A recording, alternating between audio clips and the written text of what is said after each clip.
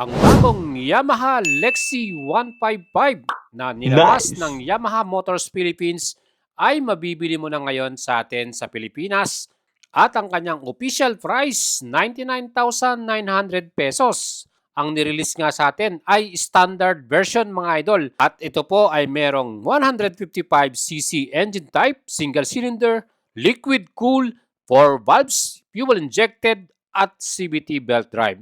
May max power na 15.2 HP at max torque 14.2 Newton meters.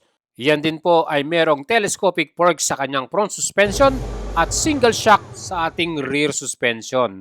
Mga idol, ito po, nakita ko meron po siyang abang doon sa ating rear suspension. At doon sa kanyang ginamit na swing arm ay may butas na nakalagay dyan na pwede nyong i-convert kagad to sa dual shock mga idol.